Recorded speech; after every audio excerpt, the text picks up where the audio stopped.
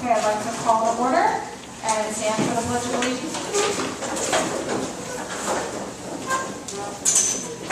To the flag of the United States of America, to the republic for which it stands, one nation, under God, indivisible, with liberty and justice for all.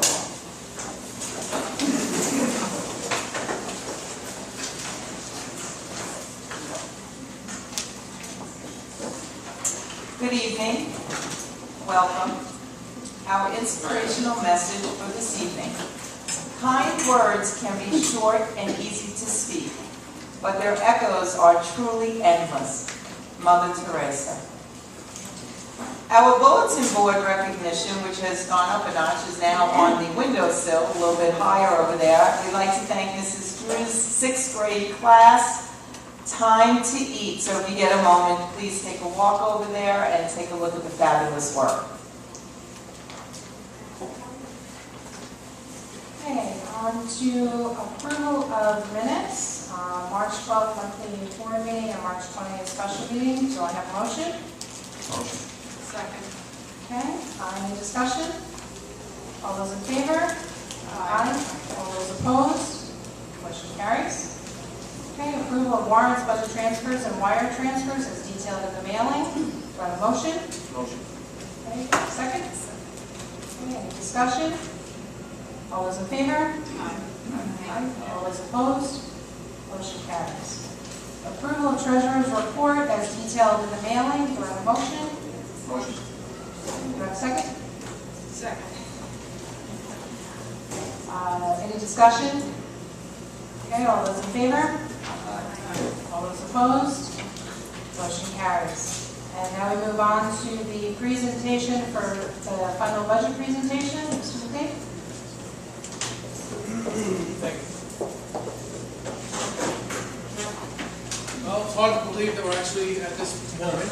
We started way back in November, now it's already April to do the budget adoption. So we're here to discuss what exactly the budget is going to entail for the 19-20 school year. So we'll start with the first slide. The question everybody's been asking the past couple of meetings is, what is the tax levy going to be? The tax levy for the current school year, for the 19-20 school year, will be below the tax cap maximum. The tax cap maximum is a 3.41% increase. We'll be coming in under the tax cap maximum again. Just so you know, because of that, the residents of North Merrick will be able to, once again, the eligible residents, to receive the tax rebate from the state because the district is once again coming in under the tax cap maximum. To be able to pass this, all we need is 50% plus one vote to pass that. So once again, we'll be coming under the tax cap maximum for this school year. Next. So now, what is the revenue sources for the 19-20 school year? As we discussed, the tax levy will be coming in at a 337, which is an increase of about 766. For the people who have seen the presentations online and come to the meetings, the tuition for next year will be going down. We're having less students come into the district that we're able to charge for, so that's a major decrease in regard to that. You'll see some increases in regard to health services and interest. You'll also see a decrease in other classified revenue. E-rate is no longer available to districts anymore, so that's the reason for that one. So there's nothing we can do about that. State aid is actually going up for us next year. For normal state aid, the foundation aid, the non-expense driven aids, it's going up $75,000. Building aid, because of the bond, is going up $142,000. And once again, we're happy to show that BOCES aid is going up $69,000 for next year. So the total increase in regard to that is $327,000. We'll be using reserves again. Each year the district takes certain reserves that they're eligible to use, including the employment reserve and the ERS reserve, to help fund the budget for the current school year. What that is, and it's an expression I use every year, dollar for dollar, whatever the budget line for the employment and the ERS reserve is, that's the exact amount that we're charging for the reserve for that year. So if hypothetically it comes in under next year, we'll use less from the reserve. So whatever we budgeted for, whatever the expense is, that's the exact amount that we've taken out of the reserve that year. The debt fund, that was the money that we had from the bond that we received from the proceeds of the bond that was given to us to offset part of the payments made. And we'll offset that out with the additional state aid and building aid for that. The appropriate fund balance is the amount that, for the current school year, that we anticipate saving, that we're going to be able to use for the next year's budget. So for next year, that's going down to $669,000. That's going down to $669,000. Now, online, you'll be able to see, and as the board has seen throughout the years, we have a reserve plan, and in the reserve plan, it spells out all the different reserves we have, as well as the uses of it, including the appropriate fund balance. The appropriate fund balance that you hear in all districts, and the high school districts actually said it last week too with theirs, it's one of those ones that you want to decrease as much as possible, because what that basically means is you're trying to take money from this year's budget and give it for the next year's budget. And each year the budgets are getting tighter and tighter, so to be able to save that money to give the following year makes it more difficult. So the goal is to be able to eliminate that and stay well within the tax cap each year. So the budget increase is going to be a 1.89% increase. If you go to the next slide. This is just a pie chart that breaks down the revenue sources. 71% of the revenue received is from the tax levy. 1% is the LIFO pilots. State aid is 23%. Reserves is 2%, and the appropriated fund balance is another 2%. Next slide. Three-part budget. Three-part budget is the breakdown of the current budget, broken down into the administrative portion, capital portion, as well as the program portion. Once again, the budget increase is going to be $615,000, which is a 1.89% increase over the budget from the year before. If you go to the next slide, you'll see the breakdown of it. 73% of it goes to programs, 14% is capital, and 13% of the budget goes to administrative costs. See, people asking, well, what are those three categories again? Next slide, you'll see the administrative portion of the budget. In that portion of it, the 13% is all expenses for the Board of Education, the administration, the business office, the financials, auditing, legal, insurance, personnel, registration, supervision, and all the benefits that are associated with that. That winds up being 13% of the budget. The next portion of it is the program, which winds up being 72.56% of the budget. What is that?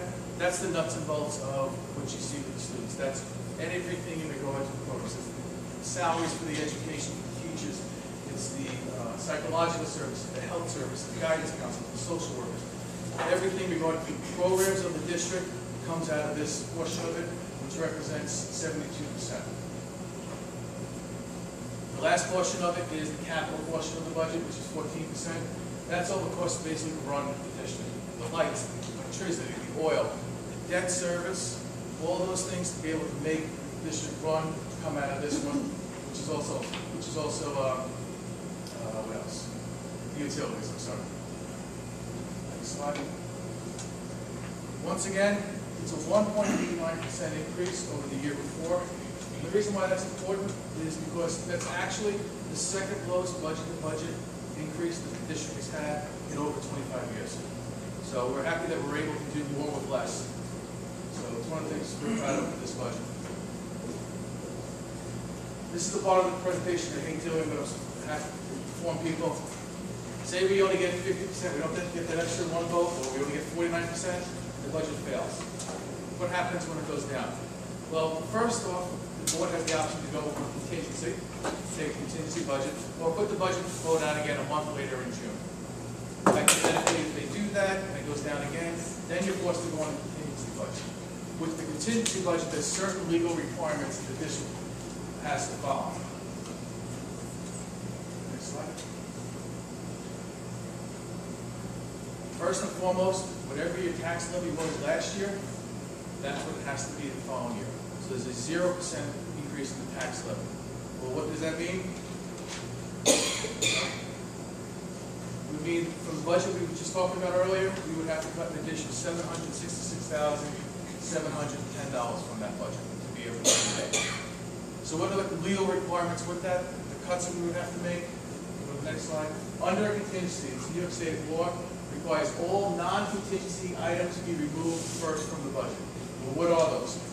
Any capital fund projects that aren't debt service, any any non-instructional equipment or maintenance projects, supplies, pro bono fees or fees to facilities. Anyone using the facilities currently would have to be charged under a contingency. We can't have facilities without being charged. And elimination of all professional development activities. Next slide. In addition, after you go through all those things, and if you still haven't reached the 766,000 number, you have to look at all possible eliminations of non-required subject classes, non-mandatory services, like extracurricular activities, and so on. Those are the things that we're required to do if it happens to go down. Next slide. That's the entire presentation. A couple of dates to know. What happens tomorrow now, you'll see later on in the agenda that the board is actually voting on the property tax report card. Once that is voted on and approved, we have to file that with the state tomorrow with all the requirements. Deadline for submissions to petitions to the board for seats to run for the board is the 22nd. There will be meet the candidate nights for anyone who's running for the board on May 8th. And then we'll have another budget hearing meeting at the next board meeting to discuss the budget again on the normal meeting of May 14th. Voter registration will be here on the 15th. And then the all-important thing on the first day, which is the budget vote. Once again, the board has decided that the budget vote will be taking place again at the library this year from 6:30 a.m. to 9 p.m. And then if we don't get that 50% plus one vote, we have to go for a revote. The revote will actually take place on June 18th. Thank you.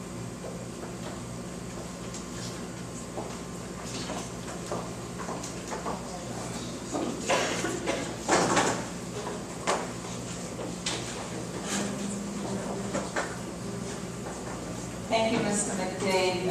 Does the board have any questions for Mr. McDade?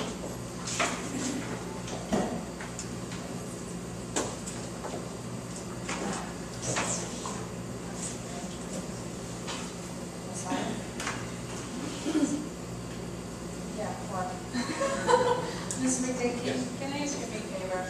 Can you go back to the contingency slide for one moment? I missed the bottom part of that slide. I'm sorry, just turn on. Go back.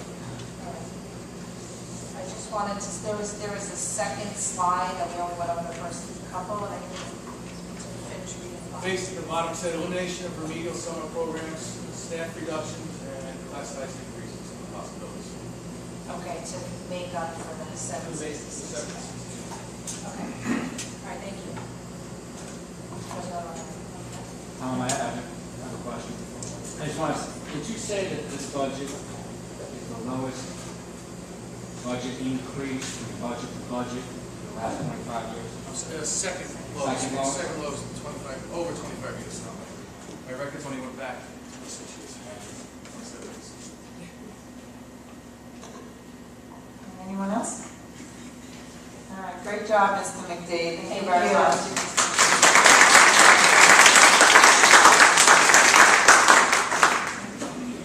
Good evening, welcome. Superintendent comments.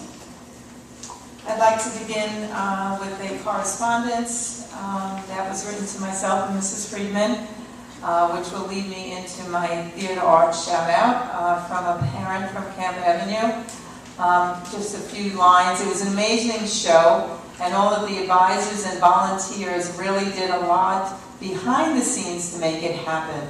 Please pass along compliments and gratitude to them all. We had the pleasure of hosting our 21st Theater Arts production, Annie. I think it was two weekends ago. Big shout out to Joyce Kelly, Lisa Sokol, Sheila Kushner, Gail Appel, Tina Silverman, and I can go on and on and on and on. I have to be honest with you, and I know if any of you have listened to me, I am in awe of the students and the staff and the performance. It is truly a production, and I've said this 1,000 times. It's not a play. It is a production. From backstage to on stage, from the music to the lines to the art to the stage crew. This puts many, many high school shows to shame. And I have to be honest with you. Our students are amazing. Our staff does an amazing job preparing them. And I had the pleasure of being backstage for one of the dress rehearsals because I didn't want to ruin the show for myself, so to speak, when Friday came. And it worked like a well-oiled machine. And all I want is one of those earpieces because everyone's talking in them and everyone knows what to do. And I know, Mrs. Cushing, I was in the way, but that's okay. I don't care. I was having such a good time. You know, hats are flying. It was truly amazing. And every year I look forward to it. And I have to be honest with you, it just gets better and better. So a big round of applause.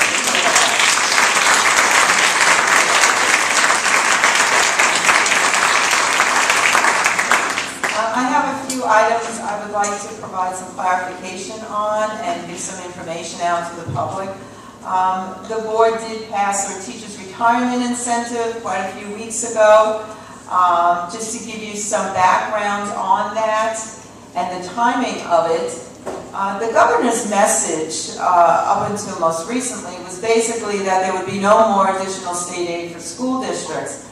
We're always looking to generate additional revenue if we can, and we presented, and I say we, I mean central office and myself, presented to the Board of Education a retirement incentive plan of when teachers retire, they receive 50% of their sick days as a buyout, and this retirement incentive would have offered them 55% of their sick days as a buyout, which approximately costs about $5,500 additionally per person. Just to give you some background, in the spring of 2017, the retirement incentive offered 70%, and there were no teachers who took that opportunity. In spring 2018, which was last year, 60% was offered, and we did have a few. Mr. McDade, how many total? Six. And this year we dropped it to 55%, or upped it from 50 to 55%. And the incentive was taken by 3 teachers, and they've asked to be their names not to be mentioned at this point, and we do respect their confidentiality request. I also want to be clear that the incentive was not needed to finalize or make the budget. It was put out there to the Board of Education based on what the governor's message actually was. And lo and behold, it did change a little bit, but we wanted to offset that zero that he was basically saying we would receive in state aid. And if anyone has any questions about it, as always, Mr. McDade's office is open. Phone calls, emails, and even in-person meetings. Another clarification I'd like to provide or clear up, so to speak. There's been, I believe, some confusion regarding renovations to the superintendent's suite or office. Recently, we did have new windows put in under Mr. Carter's supervision. My office and Mrs. Friedman's office, there are actually temporary walls that create our office. It was a classroom, I guess, well before my time here. And the walls did not meet the windows appropriately in my office and Mrs. Friedman's office. With that being said, the windows couldn't be opened. And the contractor did come in and basically told us that we needed to move our walls to adjust. And Mr. Carter, I know I'm destroying this conversation, but he was there, he was my witness, and we had to have the walls I guess, configured. I must be doing a really bad job because he just got up. I don't like standing up, so I'm just kidding. The old walls were configured to match up with the mullions of the old windows. New windows were completely different. They weren't double hung. They were completely different configuration. So now you had the zigs and zags that made no sense, and you couldn't reach behind the wall to open your window. Yeah. So we had to just straighten out the walls and do a couple things. And obviously that had to be done during non-business hours, which actually happened over Veterans Day weekend. Correct. Yeah. We started it on a Friday night, continued it Saturday, finished it up on a Monday, Yes. and then that was it. Okay, thank you. I didn't do such a bad job. Nah, It was this, so, yeah. Also, upon my arrival, David Feller, which was the former superintendent, and this is going to sound a little sexist, he was a man, and his office he was in for, I think it was 14 years. He had these bookcases up against the wall. They were kind of built in, but they weren't. They were actually falling down, to be honest with you. So when I did arrive, I did ask if I could remove those because they were not in great shape. We did remove the bookcases, or I didn't, under Jim Sada, his team did. He did remove those bookcases for me, and in doing so, I did come with a huge library of books. I guess being in education for 27 years, you do build up on materials. And I did purchase 2 pieces of furniture to house my library of educational materials and books. Also, my office was painted. I was very frugal in that I chose a paint that was also used in the boardroom. My husband taught me that. Can we use this paint anywhere else? He would say to me, so I kind of put that hat on and did that as well. We used the paint for Al and poor Mrs. Friedman. I didn't really give her a choice. No, we made the choice together of painting it to give it a fresh coat of paint. Mr. Fellow is probably proud to know I still sit at his desk, and I still sit in his chair, and as Tracy Miller, our board vice president, pointed out to me, he carved his initials in that desk. So now tomorrow I have to go find those initials someplace and send him a little email and thank him. And I don't want to put my initials because then it goes back to that whole, going out thing. People might think that we have a relationship. So I'll let that be listed on the tree. I also would like to clear up, I do have a television in my office. In all seriousness, when I did arrive here, I felt that it was very important that in a situation such as pending inclement weather, or inclement weather that we might be in the middle of during a school day, that Channel 12 News is accessible to the superintendent of schools, who makes the decision of whether or not to close or send children home early or begin late, as well as any neighborhood police activity. I think it was my first month here, all Nassau County schools were told that there were bombs in each of their schools. So my team and I arrived at 2 o'clock in the morning to do building sweeps, as well as exterior sweeps, and a television in a situation like that is very important. So I just wanted to clarify, and that I believe is a 38, 40-inch TV, and the price tag on that was $249, so we did shop around. Mr. McDade. So I just wanted to clarify some misinformation that is out there about my office. And if anyone has any questions about what I've done to my office or why something is done, please feel free to call me, email me, or set up an appointment. On a positive note, we had a great library visit in Mrs. Drew's 6th grade class. We have a partnership with the North Merrick Library, and they send some of their workers to come down and work with our students on all of their materials and the offerings that we have. And we're actually going to be setting up a parent workshop when it gets closer to the summer, and ask the North Merrick Library to come here and share with our parents all of the great things that the library can offer their students, our students, especially over the summer months when students are looking for things to do. So that was a very exciting time for our 6th graders in Mrs. Drew's class, and we hope for them to visit other classes. Let's see here. Assessments. Well, that hit the news pretty big this week. Actually, North Merrick really wasn't mentioned. I know that my partner, Don Palmer, over in Merrick, took a hit there on the article a little bit. I want to be clear that with assessments, our state assessments, we respect parent choice. It is a parent's choice of whether or not their child takes the assessment. It is our job to ensure that children, whether they are sitting for the assessment or opting out of the assessment, feel safe and secure. It is not a teacher's responsibility to tell a parent to opt out. It is not their role. That is a parent's decision. It is the district's responsibility to provide information as we acquire information from the state education department. So I just again, and I've been saying that message now, this is my 3rd year, we fully support a parent's decision and a parent's choice. And if any parent ever wants to have that discussion with me or anyone on my team or principals, we're open to those discussions, but it is a parent's decision. School breaks. Another clarification I would like to make is that when we're talking about school breaks, there have been some questions as to why is the February break being spoken about in conjunction with the superintendent's contract. This is my contract now.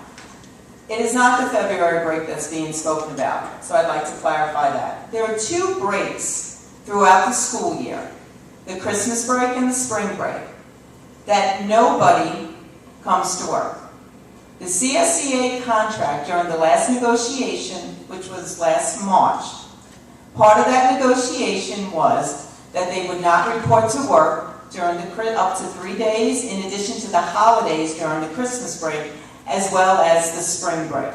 That includes our clerical staff, as well as our custodians and our maintenance workers, and Mrs. Carter, as well as the central office team. And the same applies for the Easter break. Those are contractual benefits. That is not a gift of public funds. They are contractual benefits. My contract does not have that. So I must have drawn the short straw because I'm the only person in the district that has to come to work, and I'm joking. But the problem with that is I can't come to work unless a custodian is here at the same time. So the conversation that is going on right now is for when I choose to come to work and not take vacation during those breaks, it costs the district money. It costs the district overtime to bring a custodian in because that is that custodian's day off.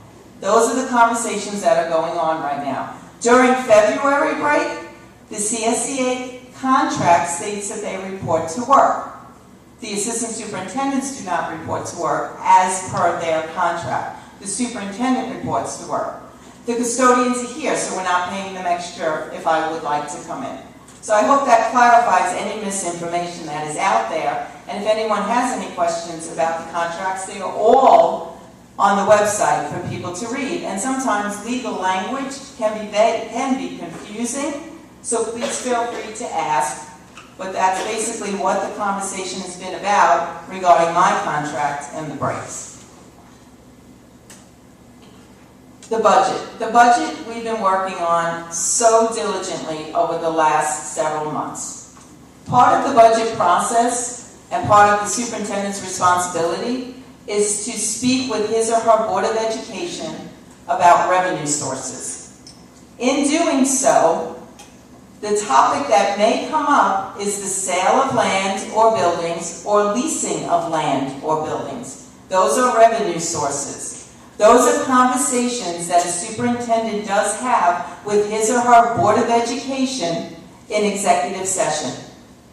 All executive session items are discussed prior with legal counsel before those items are discussed in executive session. Mrs. Bonnie, can you confer on that? Yes. Yes. Do I call Darcio and have those conversations? Yes. Yes. Every item that is discussed in executive session is reviewed with counsel. Revenue sources such as the sale or leasing of land was discussed with this Board of Education as it pertains to the budget. The land that was spoken about particularly was the land behind Fayette, not the entire parcel of land.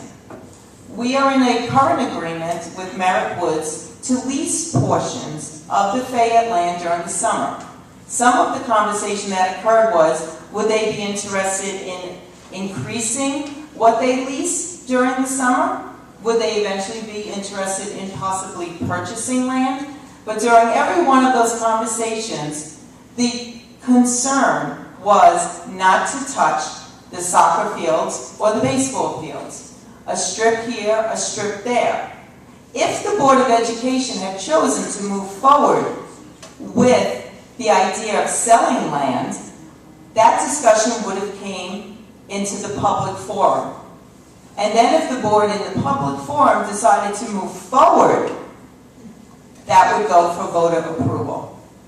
So I just wanted to clear, we are not selling any land in the district, and we are definitely not selling any land behind Fayette. And the aerial views that Mr. Carter provided were free of charge for the Board of Education to look at from Google Earth. And I don't know if any of you are familiar with that, but you can get your own parcel of land from Google Earth and see what your property looks like as well.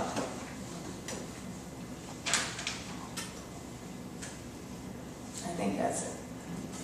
Thank you. Thank you very much. That was very, very extensive, very informative. Thank you. And then before we go to the next section, from the board, we would like to thank all the students for their amazing work. Unfortunately, they're not here. I would hope some parents are still here, as we saw in the Science Museum walk tonight. We have very talented children here in North Merrick, and the parents should be very proud. We hope they keep up the fabulous work and the dedication associated with these projects. Which brings me to a brief summary of the wonderful accomplishments here in North Merrick. This board and superintendent in collaboration do a lot with a little in North Merrick, and we listen to the community. The community asked for a language program. We listened and implemented Spanish and Mandarin programs. The community asked for an improved summer program. We listened and we brought in 5 summer programs. The community asked to keep the existing aftercare program. We listened and didn't send an RFP for other programs. The community asked for extra help. We listened and implemented the H2O program after school. The community asked for an updated technology in the classrooms. We listened and are in the process of creating state-of-the-art computer labs and libraries in each of our buildings. The community asked to make sure we are fiscally sound. Thank you, Mr. McD. We listened and have a 10-year plan for our financial stability. The community asked for more transparency. We listened and moved non-confidential items from executive session to public session. The community asked to keep our taxes as low as possible. We listened and are proposing a budget that is the second lowest budget-to-budget increase in over 25 years.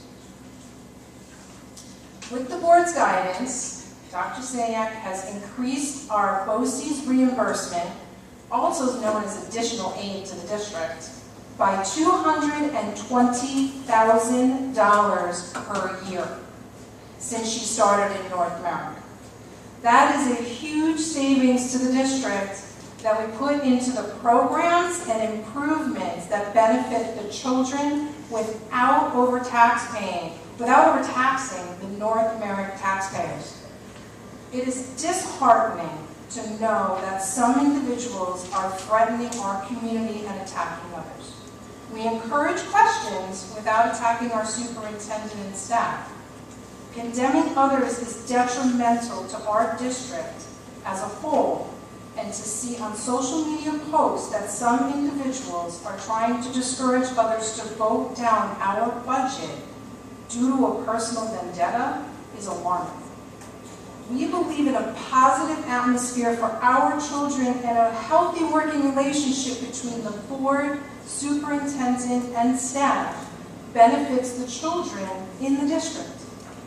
We would like to reach out to the community for their help to maintain and promote this positive atmosphere for our children so they can thrive and develop to their full potential here in North Merrick. We can emphasize how frustrated someone can feel when they are not privy to confidential information discussed. Please understand that as ethical board members, we took an oath of office and must maintain confidentiality.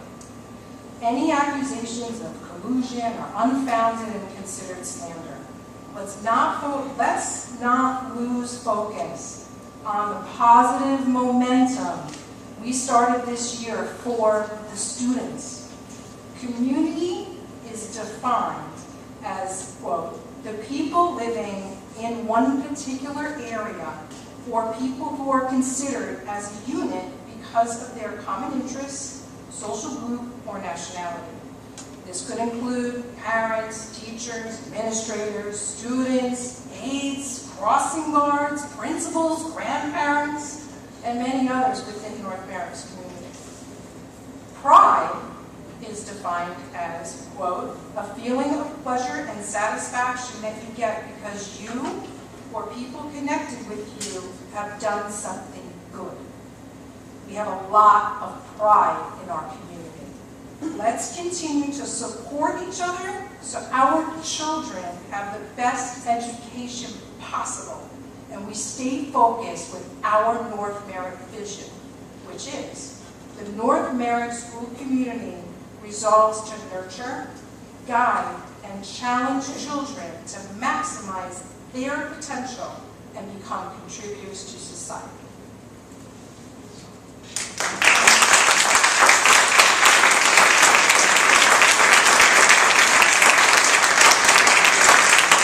Thank you. And moving on to public comments. We have one here, right?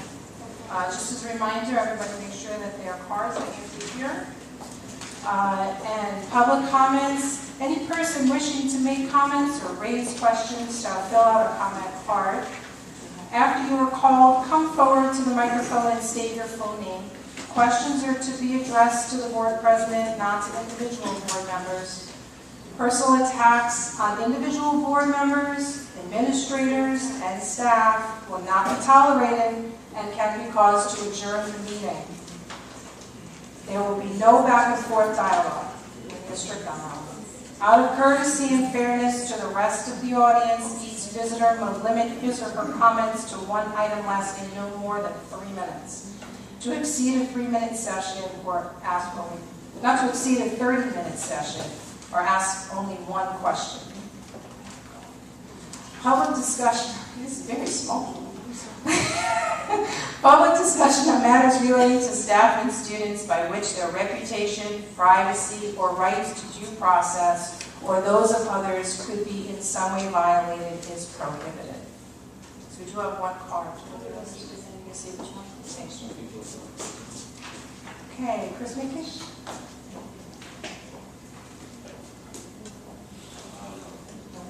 Start my comment.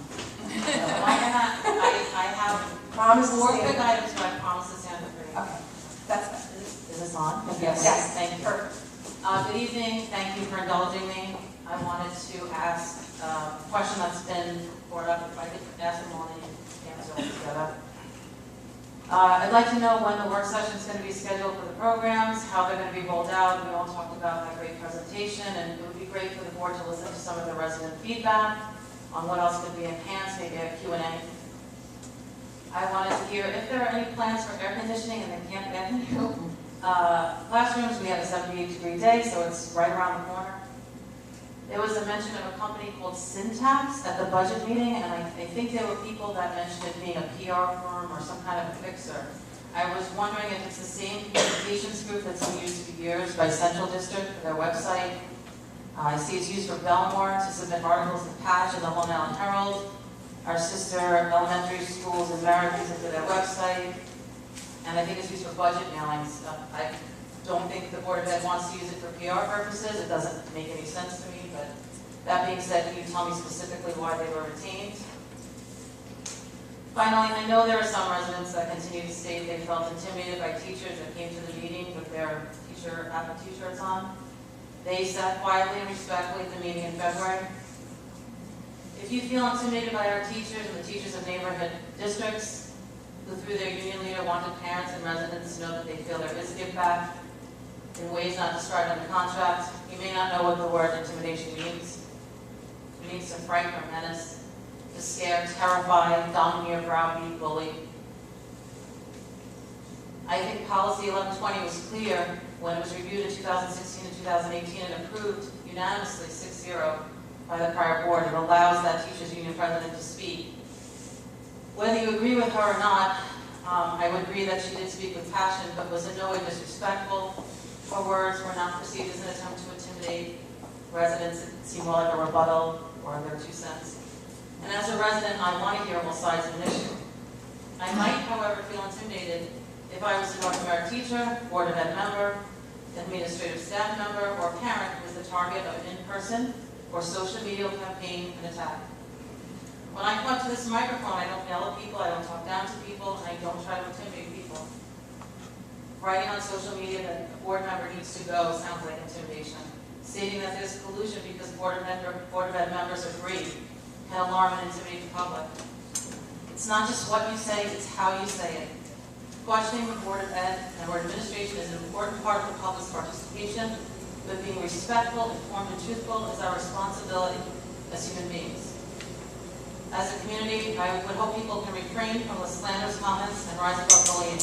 As adults, we're setting the tone for our children, and I had no idea you were going to say all that stuff.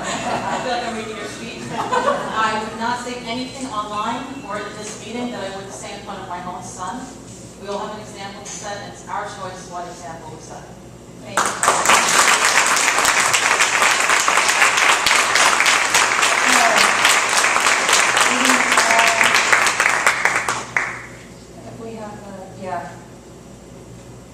I think we should answer briefly. Okay, very quickly, the work session is set for the prior to the next Board of Education meeting on May 14th at 7:15, thank you, to discuss programs. I believe that's on the agenda. Yes, Right, okay.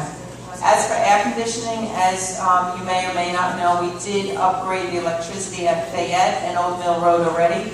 Mr. Carter acquired a quote this week to upgrade the electricity at Camp Avenue School. That's kind of like the first step if we are going to move into any air conditioning model. Our univents are AC compatible, and that was done when we put those univents in. But we can't do anything until we take a look at the electrical supply that would need to be provided. So we did get that, and that's on the agenda for Monday at Cabinet to continue. And thank you, Mr. Carter, for getting the quote. Syntax is a PR firm.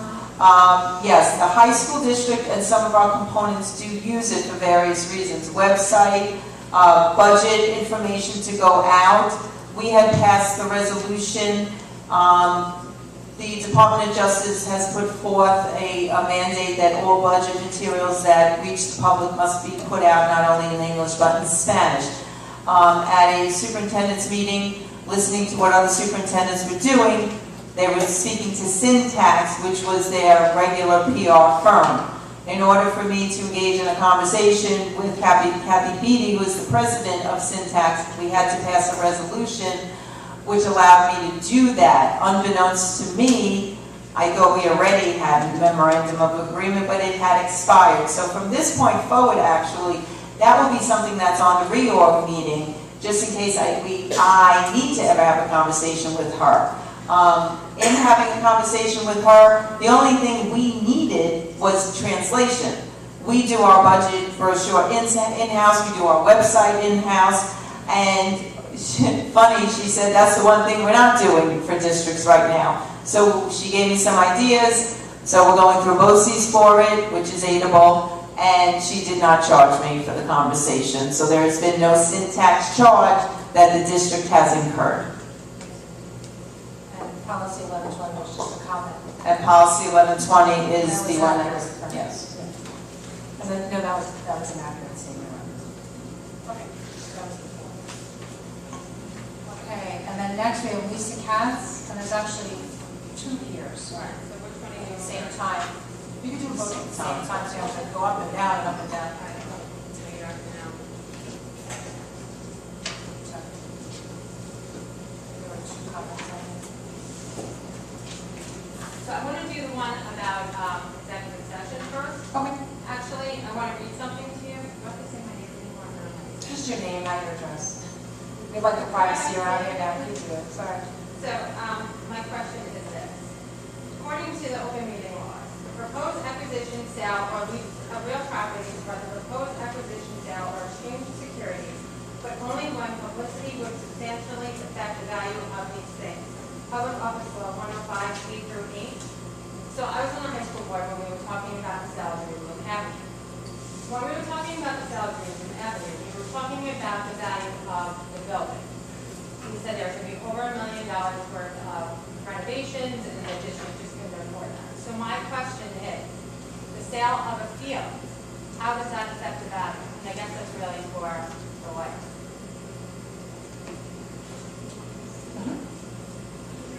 If you're asking, No, if Ms. Katz is asking why the board went into executive session at a certain period of time to discuss a potential sale or lease of premises, it's also appropriate for the board to go into executive session to receive counsel from your legal advisor. So, for example, whenever the board contemplates selling property or leasing property, there are certain legal requirements that are attenuated to that.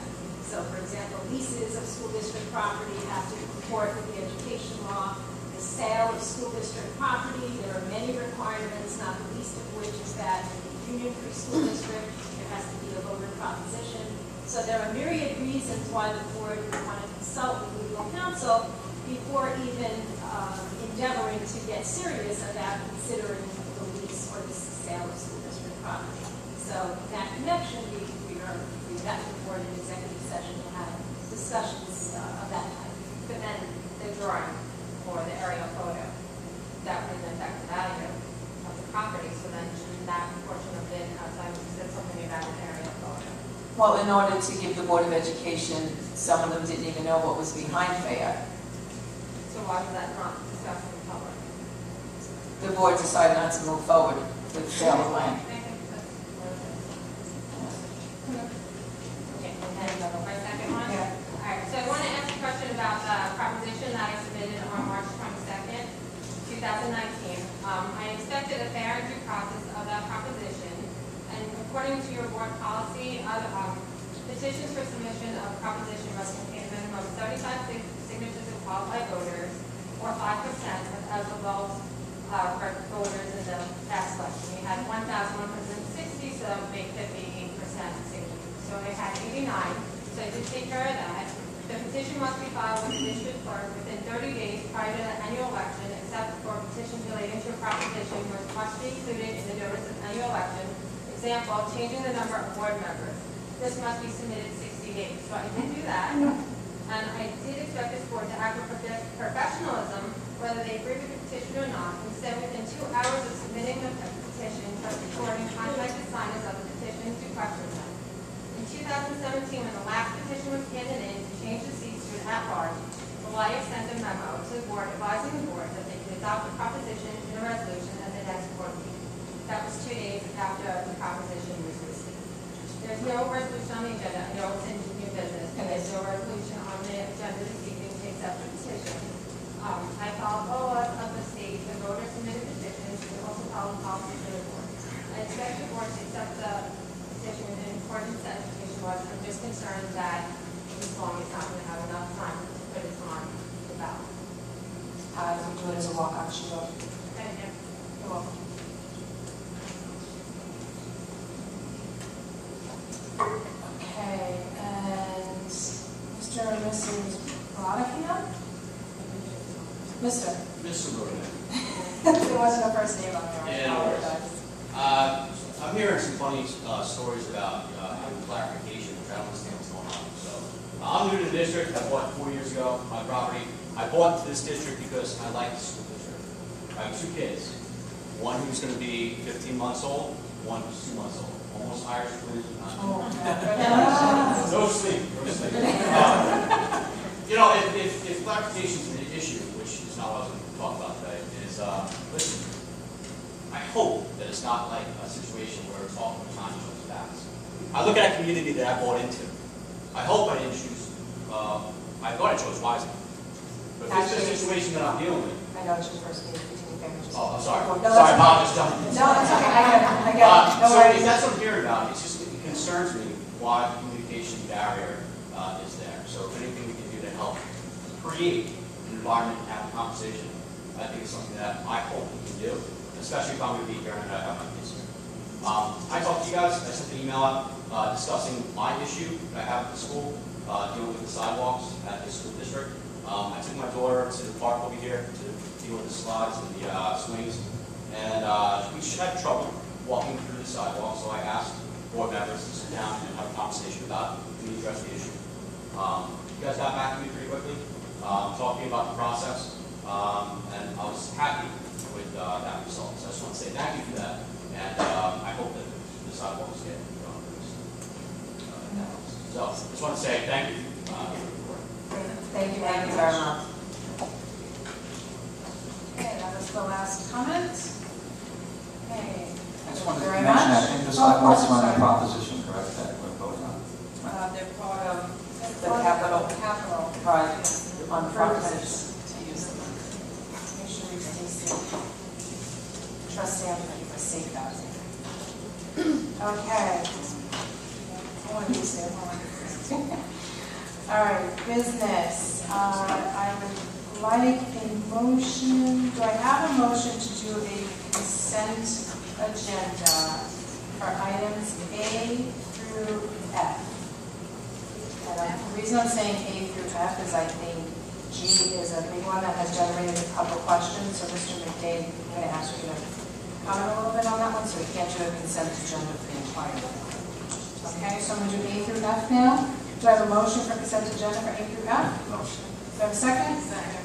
Okay, any discussion? All those in favor? Aye. All those opposed? Motion carries. Okay, do I have a motion for letter G? Okay. Do I have a second?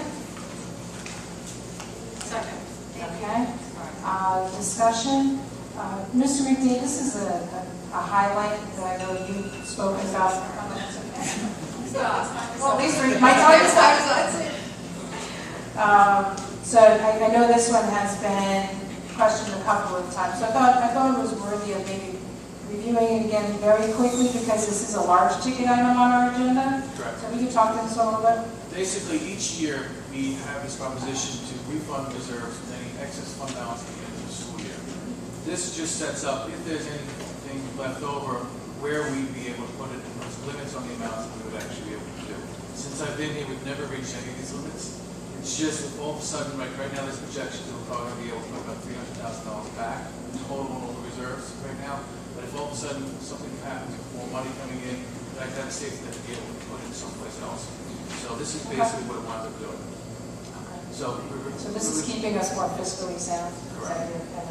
Now, I know you see big numbers like $1 million, we're not hitting $1 million for that. Not to It's just- exceed. Not to exceed, because if you go back online, you see the presentation in regard to the reserves plans the district has certain limits, and this keeps us within the limits. Okay. So it gives the board options in regards to where they want to put it when the money does come, if and when the money comes to go. Anyone else have any comments, questions? Okay, we have the motion, that was the discussion, so all those in favor? Okay, all those opposed? Motion carries. Okay, do I have a consent agenda for H through, well, let's do H through K, no, we'll do H through K, like, we'll just make a quick comment on J. H through K? Motion. Okay, do I have a second? Okay, any discussion? Okay, I just want to reiterate that $33 million line item right there is the one that Mr. McKay had reviewed earlier. This is just us adopting the budget to go out to vote in May. All those in favor? Aye. Aye. All those opposed? Motion carries. Okay, we're moving over to policies. This is just a first reading of the policies, so there's no action associated with this. We have policy 4323, 4324, and 9400. Oh, there's my notes. Sorry. Where did my notes go? Where's my notes? I just realized I was cheating. You want to read my notes? So there's no action required here, so there's no vote. But I just, on the policy 9400, in the information that we have received, I just would like a consensus of the board to move forward with the red line version from Gercio, to move that version to the second read. Do we have a consensus of the board on that one? Yes. Okay, I just wanted to not wind up in a version control problem. So Joanne, that will be the version that we will move to second read next month. I actually created that. Oh, you're so kind. Thank you. I just wanted to know. Okay. I think that's what's out there. Perfect. Yep. Just wanted to make sure everybody's on the same page with that one. Okay, so there's no vote on that one. Personnel actions report. Do I have a motion? Motion. Do I have a second? Second. Okay. Any discussion? All those in favor? Aye. All those opposed? Motion carries. Item 14, special services. Do I have a motion for consent agenda A and B? Motion. Okay, do I have a second? Any discussion? Okay, all those in favor? Okay, all those opposed? Motion carries. Now I get to the report of committees. Mr. Corona? Okay, high school report. A big part when we first arrived last Wednesday was discussing the accident at Merrick Avenue Middle School. A lot of people have heard. There was the information that we received, and also went to Homeland Security to investigate the situation. It was a 32-year-old male, had a medical incident. He drove through a fence and drove right into the building where the car did some damage to the side entrance right by the music wing. Damage is being repaired. No time were students in danger with the damage to the building. The overhang is actually not held up by the bricks. It's actually part of the second floor. So the overhang is fine. There was some damage to the doors. One of the doors is working, and they're going to fix that within the next couple of weeks. We also honored our all-state athletes. We had quite a few. We had, right here from Calhoun, we had Matt Condenzio, all-state boys went track. We also had Ryan Murray here from Calhoun, who was all-state in swimming. And we had a pair of Metcalf wrestlers, Kyle Anthony and Matt Hagee. And we honored them for their great achievements. We also approved 2 budget propositions for the vote in May. Proposition 1 was the Central High School District budget, which is $162 million. Proposition 2 was capital improvement projects, and it should be noted that these are coming from balance of monies in capital reserve funds. Some of the work to be done will be parking lot, tennis courts, and track resurfacing, floors and ceiling tile replacement at Metcalf. At Calhoun, renovate auditorium, bathrooms, replace doors all throughout Calhoun. And it should be also noted that the money comes from existing surplus, unencumbered, and unexpended capital funds. And also, Proposition 2 is independent of Proposition 1. So if, for whatever reason, Proposition 1 was voted down, Proposition 2 could still go forward. That's it. You know what, can I add something? Yeah, sure. So, I just wanted to say that everyone who's got their kids in the music program here, the Belmar Merrick, the bands, orchestra, and concert choir are going to Disney tomorrow night. There's 80 kids in the band, 80 kids in concert choir, and 40 in district orchestra. They're going to compete. It's the largest group he's ever taken. And so many of our children who start up in North Merrick end up there, and it's a fabulous program, and they compete and they win. So that was one thing I just wanted to add. It's one thing that our children go to, and that's a great thing. And they start off here. That's great. Thank you. Thank you very much. School Community Relations, PTA Council, Ms. Gordon, please. Sure. First, I wanted to comment and applaud and recognize the EMT and the North Merrick Fire Department and our entire administration for the immediate safety and attention to the incident that happened last week. Not a single child was affected, but there were children on the fields, and I think that it's to be applauded that everybody was there immediately and took care of the situation. So moving on to Camp Avenue, they have Jambo production starting this week, and actually the 16th, and they've decided for Earth Day they are going to be collecting bottle caps and spray painting them and creating a mural, which I thought was really cool. Friday is their spring fling, and they also have been having talent show practices for their talent show that will come up in May. Walker's Club begins at the end of the month. So it looks like they still have a busy schedule going on, even though I thought March could be stopped. Old Mill Road. I first want to extend congratulations to our PTA President, Mrs. Zukoff, if she's here. Congratulations for being appointed to the New York State PTA Governance Team as a special ed specialist. I wanted to call out that out of anybody they could have picked in the entire New York State, they selected Mrs. Zukoff. Congratulations.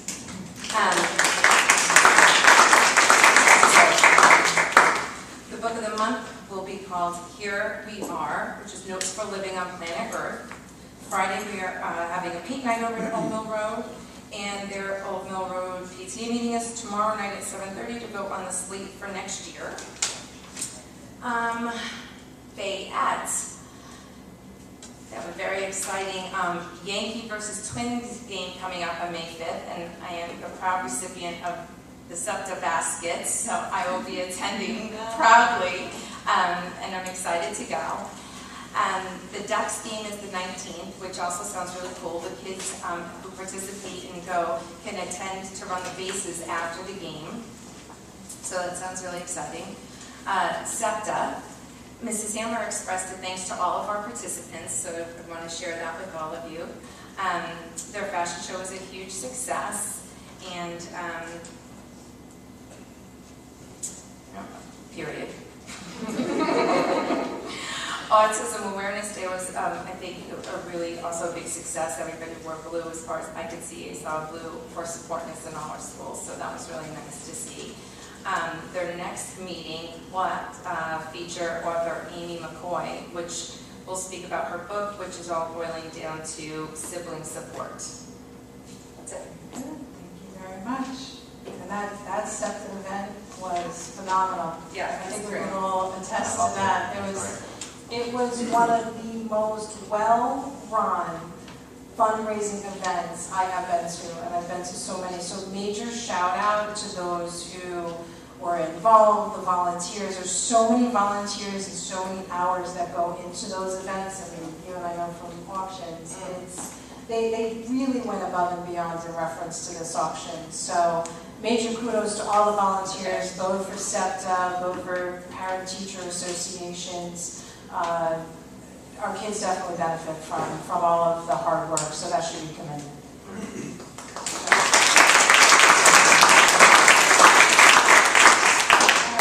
Hopefully you get a clap too. You got something for us, Mr. Klein? Buildings and grounds?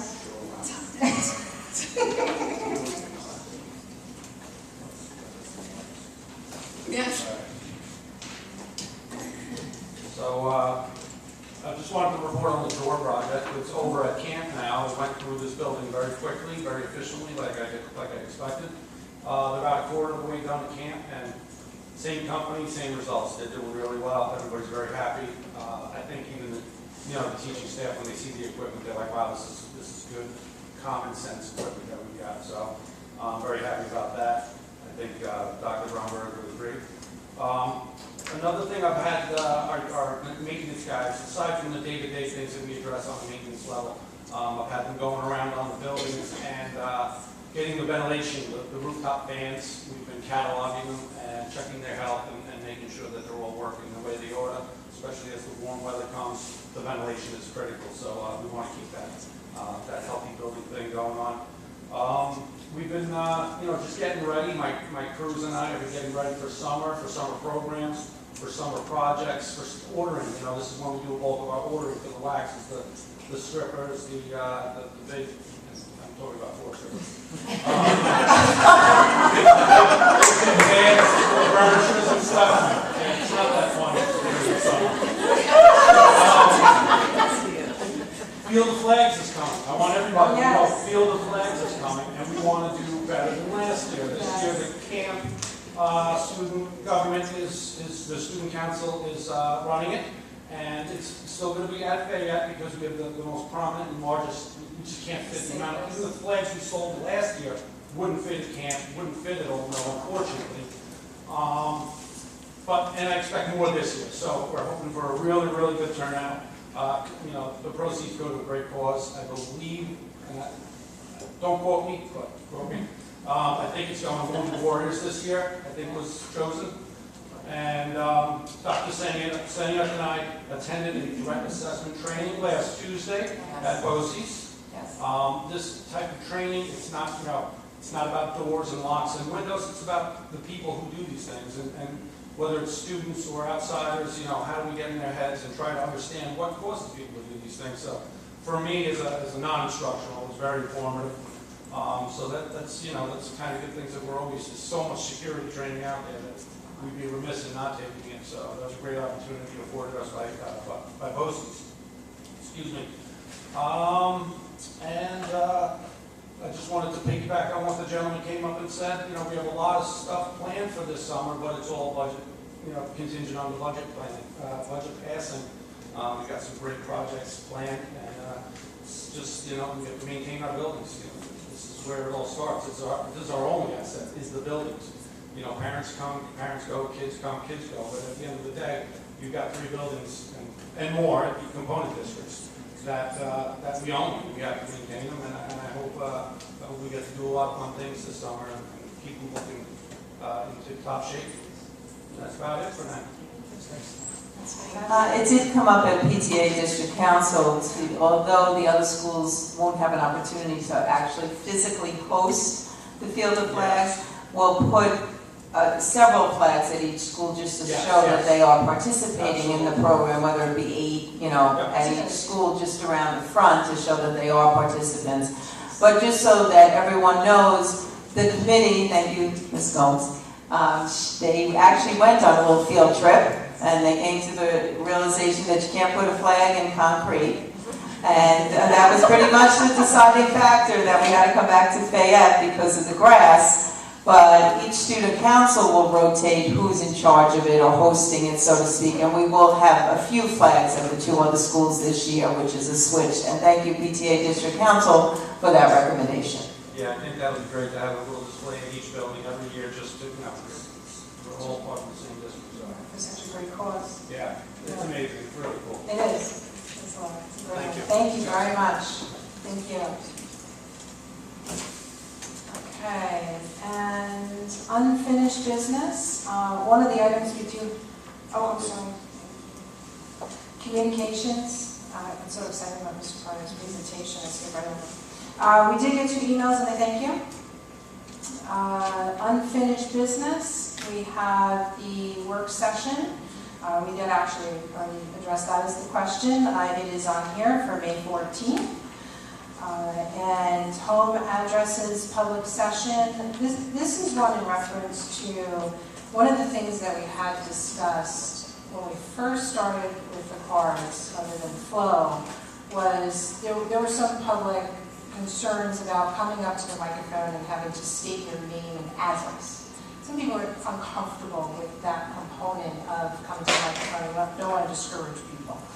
So I think maybe what we want to talk a little bit about is typically in our meeting minutes, for the way that it's written today, correct, Joanne?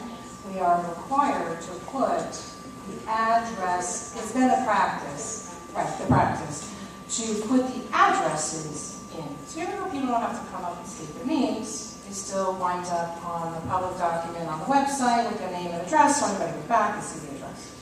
So I want to talk a little bit to the board about what the consensus would be to maybe not put the addresses of the people who come to public comment in that section. So talk a little bit about that. Is it a legal requirement? Yeah. Put it in the minutes? Yes. Yeah. Okay. Where is it kept? Does the information need to be kept on file somewhere? Is there any requirement that we have to keep it? No. There's no retaining period or anything, so even the cards are mostly stuff for follow-up questions and such? Okay, so there's no legal requirement? No. Okay, so how does the board feel about not putting addresses? Are we, are we destroying the cards, are we shredding the cards, Joanne, after the meeting? I've been filing them. Or is there a requirement to keep the And cards? I'd have to look at the record retention schedules for that. I don't All right. know. It So might we be can a do that. short-term requirement to keep them, don't in like a certain notes. Yes, But the X number of months, or if it might go under that, I'd have to look. I'd have to look at the record retention schedule. For the paper? Okay. So for now, keep it full. That's right. So I say keep the cards and let's stop putting the addresses on. Yeah, putting the address to help protect people's privacy. Is that good? Okay. The Bristol Stadium. Not the address. They're putting the address on the cards to show that they're North American residents per our policy. But name when they stand up. But name only when they Yeah, that's stand up, just to prove that who they are. Sure. Yes. So they're okay with that? Okay. Okay. Okay, I think that. Right. Yeah. Okay.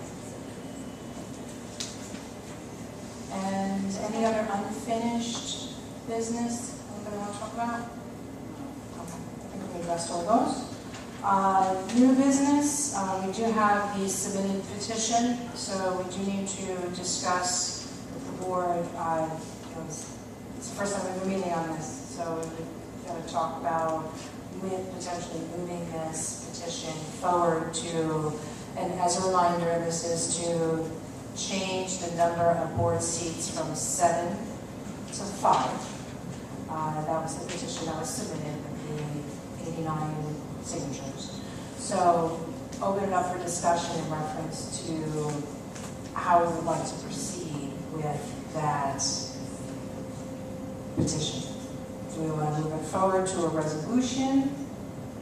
Well, I think that everything was followed requirements, so I think we're required to. You know, I mean, I have some concerns about it, and didn't state that, you know, by moving from 7 to 5 board members increases the power of the other board members. So that wasn't on the petition. You don't see before they signed it. They might not have understood that. The remaining 5? Well, people who signed the petition might not have been aware of the fact that when you move from 7 board members to 5 board members, you're increasing the power of the board members and losing representation in the community. They might not have been aware of that when they signed the document. However, it was done properly.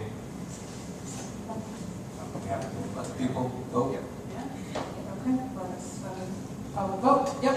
Okay, so this is the verbiage that you prepared. You wanted to do a walk-on voter petition? Okay. Resolved, the Board of Education of the North Merrick Union Free School District hereby accepts the petition as amended. This is per the tweak language that you had said, correct? Because the actual statements are not legally correct, so we're tweaking the legal references. The board has the authority under both the education law and in accordance with board policy to make any changes to bring the voters submitted proposition into legal compliance. So I suggest. Mr. President, I was going to make a recommendation. Can we please read the new amended petition resolution? Do you have that handy? It's amended. Oh, the whole? The actual voter proposition that Yeah. we're going to be voting on now would say as follows. Shall the number of members of the Board of Education of the North American Union Free School District be decreased to 5 members from its current 7 members? Current 7. That's the actual verbiage. That would be the proposition that would appear on the ballot. That's what I wanted to 100% clarify. So I'm going to read this, okay, in its entirety. Resolved, the Board of Education of the North Merrick Union Free School District hereby accepts the petition as amended, requesting the replacement of a voter proposition on the ballot for the district's May 21st, 2019 annual meeting regarding decreasing the number of board members of the Board of Education as follows. This is the quote.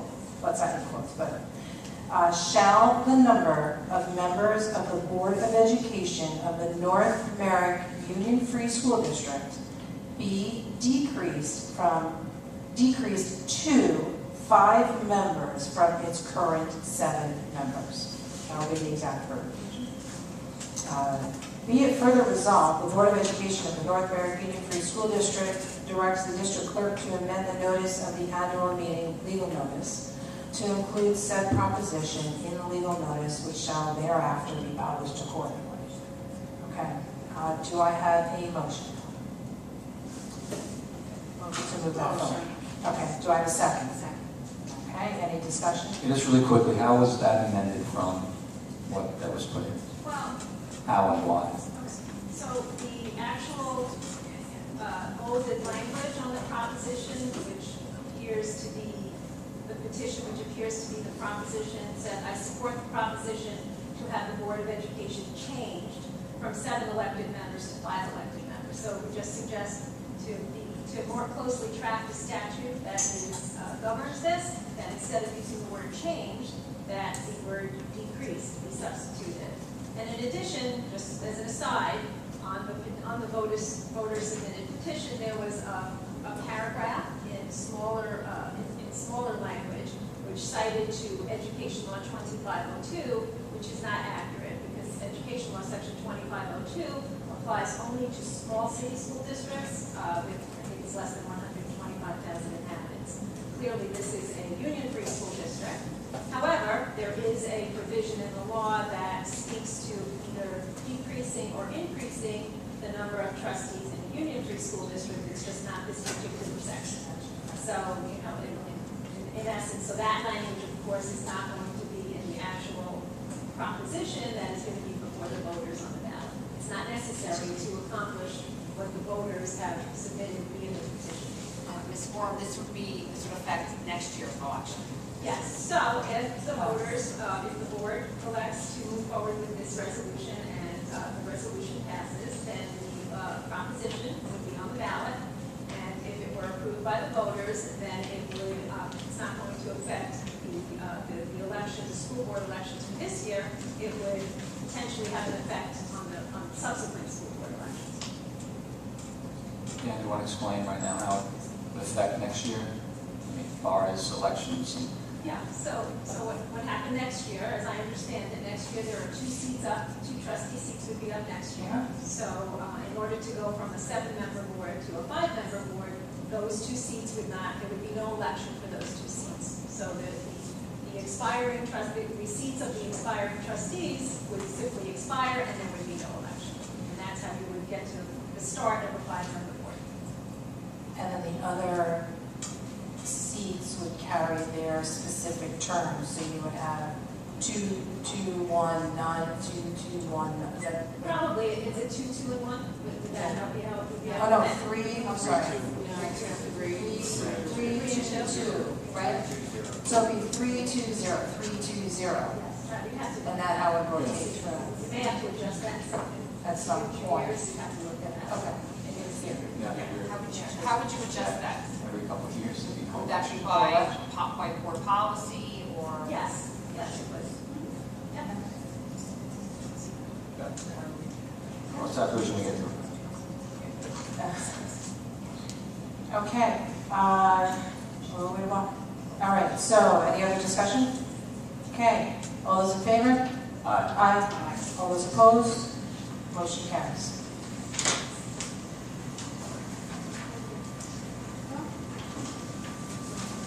Okay.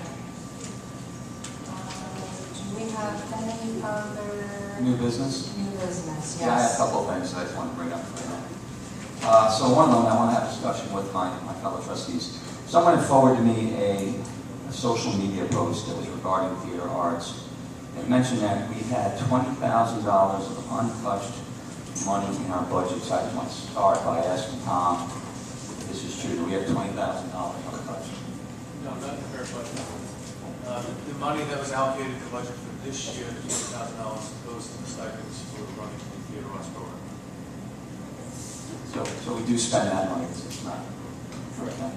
But that is provided by the budget, by the general budget. There's an actual theater arts code, which is new this year. We pulled it out of the extracurricular and we gave it its own code and it's $20,000 in it. Is that the $20,000 you're asking about? That's good. No, it just said we had 20,000 untouched. Or is it so- the foundation money? Well, the $20,000 was touched, or will be touched when they all get paid. And, but I don't know if that's the same 20,000 you're talking about. I mean, the expert on theater arts and foundation, if we're going to move into a foundation, is Mrs. Friedman, who really was here for the beginning of the foundation. Yeah, well, it mentioned that the foundation money wouldn't be budget money then. No, not at all. It's a separate account, and it does not cross over into the budget. I mean, they pay for things usually, like last year we needed some extra lighting, so they went to, Mrs. Friedman went to the board of the foundation and they agreed to pay, I think it was like a $2,000 cost, water for the students, the cast party, etc. So the point I'm getting at, that's not 20,000 that the Board of Education is overlooking or not. We wouldn't even have the authority to touch that money, right? It's not our money. No, not at all, because it stays, it doesn't, never enters into the school district. How many stipends do we get out of that 20? Off the top of my head, I'm not sure, maybe 8, 9? Mrs. Freeman? No. How many stipends out of the? Could you put them on the personnel actions report? That would be, how many people in the actual, It's on our personnel actions report. So I think it's 7 or 8. 7 or 8? Yeah. I mean, like I said, someone forwarded me this social media post. It went on also to mention that, get some concern that teachers didn't work for free, and if this was money well spent, not for the kids. I saw Amy. I think everybody here said Amy was great. How many kids up there? More than 100, Beth? How many kids involved? Quite a lot. Yeah. Upwards of 100, absolutely, and it's a no-cut policy, so that there's a role for every child that is interested in participating. Well, I know that President Highland mentioned, hey, community speaks and we listen, and I think that's important that we do listen to the community. When we were elected and represent our neighbors, our friends, and people in the community, I think that the money we spent on the theater arts was well spent, and for the kids. I don't see how anyone could think that wasn't money spent on kids. I mean, the stipends, 20 grand, we had, 7 or 8 people paid for that, and that was, I saw 100 really happy kids who got a really meaningful experience out of that Annie production. Yeah, I saw it too. I wish there was a camera on my face when the kids opened their mouths, because I couldn't believe it. I didn't know what I was in for.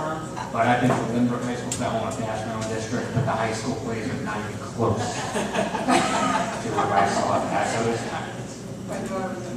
I was probably the most proud in North America that night than I've been since I've been here. Not more than, Yeah. My daughter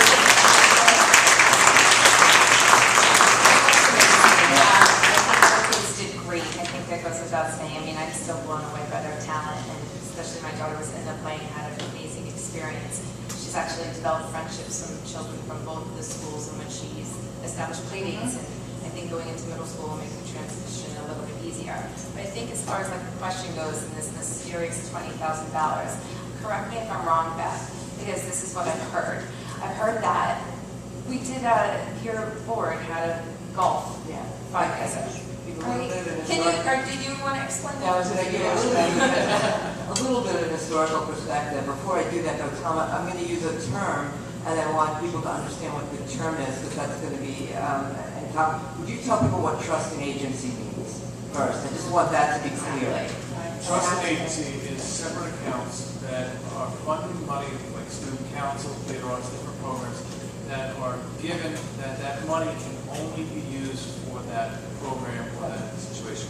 It's like student council has an amount they donate can only be used for student council. Theater arts has its own that Apart from us, that was received from either golf outings or the ticket sales each year. Right. So that's separate from the budget. So I just want to give you, if you just give me a moment or two, I just want to give you an historical perspective. In 12 and 13, we held a raffle that was not the North American Theater Arts Foundation, but we raffled items that were donated by central administration and community members. Each raffle in each of those 2 years, we raised about $4,200 or $4,300. That money went right into the trust and agency account to offset theater art expenses. That was run by the district itself. It wasn't a foundation. But we saw that there was an opportunity for us to raise money within the community, and a potential golf outing was posed. What we learned was, or what we were advised was, that we could move forward with a golf outing, but what we'd have to do is form a not-for-profit organization, independent of the school district. So through community outreach, an executive board evolved, and legal steps were actually followed to establish the North American Theater Arts Foundation. In anticipation of our being awarded the tax ID number, the then Assistant Superintendent for Business, Steve Draper, was comfortable with our receiving that money through trust and agency. He had discussed it with our auditor, who understood that this was an intermediate step, and until the not-for-profit became official. The golf outing itself was in September, October of 13, and we weren't anticipating a number until later in that year. That year, though, the golf outing raised $21,068, which was deposited, we didn't have an account yet, into trust and agency. Upon the foundation receiving, and this is going to sound a little confusing, but follow me, upon the foundation receiving its tax ID number, a district check from the trust and agency fund was drawn and given to the North Merrick Theater Arts Foundation, because they were just holding the money for us. I sat on that board. Okay, in turn, very shortly after, we made a $15,000 donation. We, again, put my North Merrick Theater Arts Foundation hat on. We made a $15,000 donation to the school district general fund to be used to offset theater art expenses. At that time, the executive board understood that the school district had the right to determine how the funds were to be allocated. So at that point in time, that $15,000 may or may not have been used to offset stipends or the budget. From that point forward, all proceeds from the foundation fundraisers, including, as you said before, dinners, casino nights, raffles, they were directly deposited into the foundation bank account. Any expenditures, such as cast party snacks, beverages, lighting, accounting, water, they were all presented to our board, to the North Merrick Theater Arts Foundation board, and were acted on appropriately, just the way we would here. In so doing, the foundation was supporting the district directive that parents not be asked to reach into their own pockets to fund theater arts-related expenditures. Just wanted to state that several charter members remained with the foundation when their children graduated from North Merrick. Given that I'm having the opportunity to speak publicly about this right now, I just want to extend my gratitude for the people who are now the retired board members and thank them for their dedication and devotion. At this point, and this is sort of outreach, a new executive board would be required to sustain the foundation. So that's kind of where we are. I hope that I made that clear. And Tom, you can talk to that 15,000 because I think we're clear now what happened, but where that is. The board had accepted that as a donation of $15,000, and for that year it did go to stipends. At that point, there was not a theater arts code. It was just extracurricular activities. So it was taken in as revenue that year and was offset for that. Now, going back to the trust and agency account, currently, we began the year with $21,000 in that account. That it's funded now each year through ticket sales and sale of waters and stuff. So that money goes into that each year. So what comes out? Ticket sales go into the foundation. No, go into the trust and agency. trust and agency account. Okay. Now, what happens each year, that money goes there. What comes out of there each year is the different expenses to actually run the program. So Ms. Cushing is in my office numerous times during the year in regard to the purchasing for the set, and costumes, and all the things along those lines to be able to get the play running each year. Also purchased in that account is also the rights for the play, as well as any additional contractors, either lighting or other independent contractors that are required to help run the program this year. Now, we started the year with $21,000. We sold, as of now, we received about a little over $6,000 in ticket sales this year. We got expenses of over $13,000 for that account. So now that account that began the year at $21,000 is now down to approximately $15,000. What's going to happen is next year the same thing's going to happen again. We're going to front the cost that we're running the production. We're going to buy everything through this account. Okay, not the stipends, but all the contractors that are needed and the costs that are being fronted through this account until ticket sales are received. If ticket sales do not cover everything, obviously it's still $15,000 that will help cover some of the expenses. So it helps sustain the program. All right, so I guess my question is, we spend this money on stipends for the kids. I think it's a great program. The question came up was, are we spending money for the kids? I mean, the high school district, I know we budget money and we spend money to have teachers coach. I think it's probably the same thing we're doing right here. And I don't think anyone in the high school district thinks that the money spent on coaches is not for the kids. I mean, it's my board think that this money we spend on theater arts is for the kids. Of course. I think it's money well spent. I think based on the level of the experience and the education that they're getting during that. They're learning on how to put together productions. And you said something very interesting, like you equated it to coaching. So it really is coaching our children on how to run a full production. I mean, the light, The professionalism alone is just Right. overwhelming, and how these kids act. and how to sing and act, and even putting, what were the microphones you were talking about? The microphones? Getting one of those. And not getting blinded by the lights? The lights, right, I'm much better backstage folks than on stage. The kids were like bouncing with excitement. I gotta also be honest, the teachers were just excited. That's Yeah. So, and they were up for it. Tom, so we, Dr. Mr. Routine. To reiterate, we have in the budget the money to sustain theater arts for all the stipends for next year. So this budget In the we just adopted is proposed correct. budget, presuming it passes. Yes. Okay. Just to confirm. Okay, I don't think this meeting's too long, but one more thing I want to talk about. The late budget committee, okay? So when I ran for trustee 3 years ago, one of the questions I had was about late budget. When I was on late budget, probably the late 2000s, I know that we just sat at a table. It was much less formal than it is today. We sat at the big table right here. Mr. Feller went through the budget, and we talked informally. In between there, I kind of lost track. But I know it's a different format today. Cindy, you were around. Do you know how it changed to this current format? Well, when I arrived, there were 3, and at that point, the request was made to make them into more of a presentation type forum as opposed to the more intimate setting. And we went through that process, and then amongst board conversation, it was we could go down to 2 and combine some of it and take out that middle one. But then we did listen, and there was some feedback on, well, maybe that's not enough. But it's interesting, and this year we have the 2 that were at night, but then we did add 2 more for a more intimate setting, which reflects a little bit of what you're saying you feel is missing, and that was in the boardroom with Mr. McDade and myself for the first one, and then Mr. McDade and Mrs. Friedman for the second one. The 4 o'clock time, we did have a few participants, but we did get some feedback that possibly a 1:30 time during the school day wouldn't be a bad idea because parents' children, if they're not working, are in school, and at 4 o'clock they would have to be with their children, so maybe they couldn't come.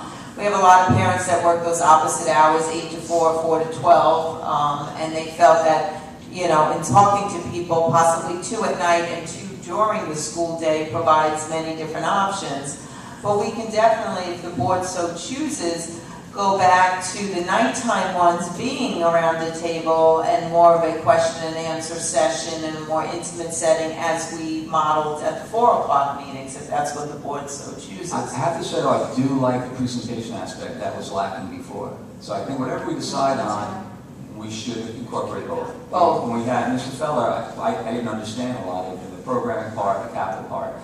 And so having a presentation really helps, and if you're on that committee, you know now how to ask questions or to go forward to explain to people also. And I always felt that late budget was like kind of a turnkey program, where you weren't just getting people for input, you were also educating the community. At the same time. To go out and tell everybody else, over the fence, oh, okay, this is what it is, and explain how the budget works. So I think it's twofold, and I really think that that presentation part really should remain. So whatever we decide, I think I'm hearing from some people in the community that like more of that intimate setting. I think we should include more of that. I mean, that's what I thought 2 years ago as well. And at the same time, include that. So looking forward to next year, I get pretty good ideas about maybe having it, you said, during school day, right? Yeah, because the parents are saying if their kids are in school, it's easier for them to come into the boardroom, to have these conversations as opposed to picking up their child, taking them to a babysitter to come at 4 o'clock.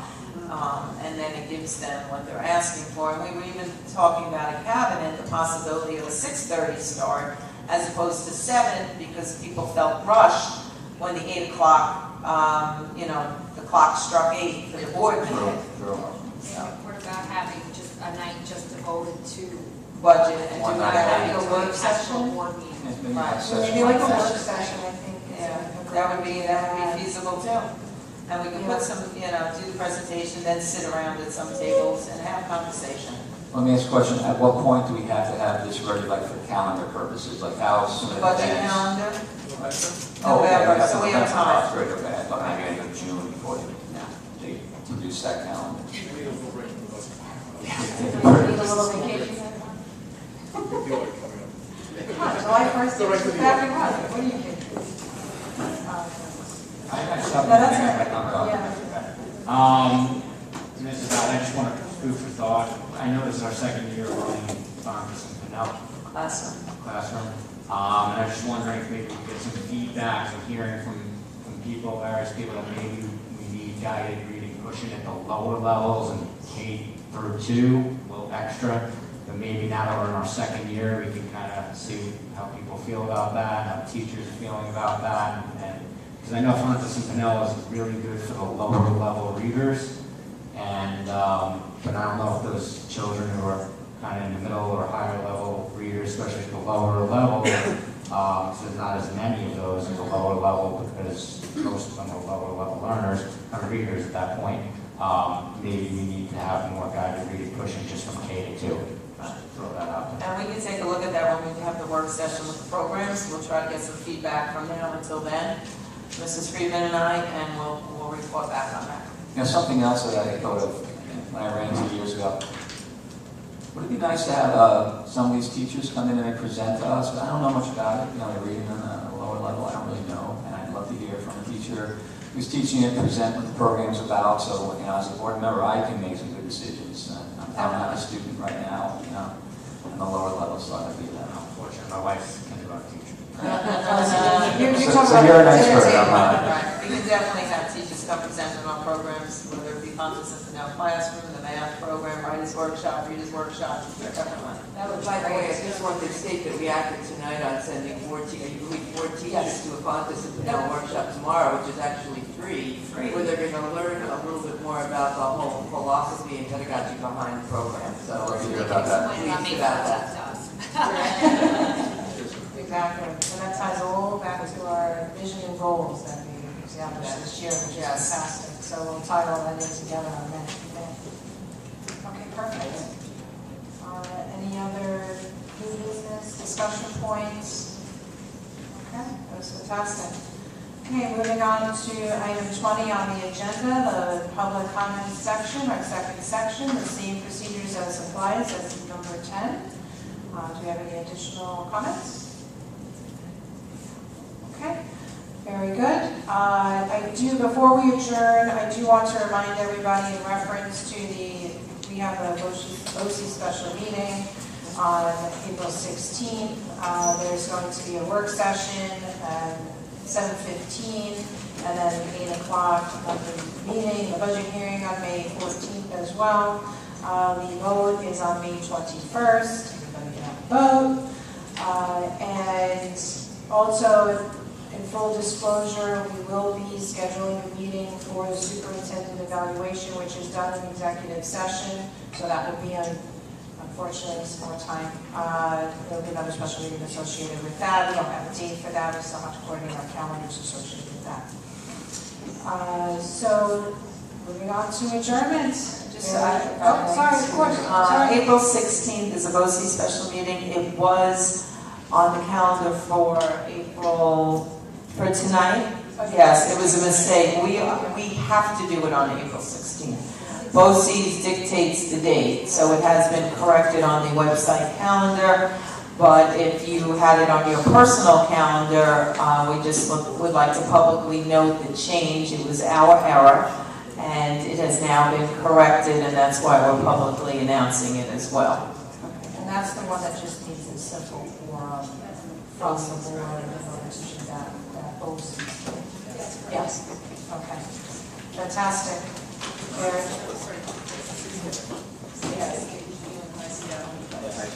The high school also does it. Theirs is at 6:30, ours will be 6:50, so that we can have our two board members from the high school and Tracy come down. 5 minutes. 5 minutes. Very good. Okay. Motion to adjourn? Okay, do I have a second? All those in favor? Aye. All those opposed? Thank you very much, everybody. Have a great evening and home safe.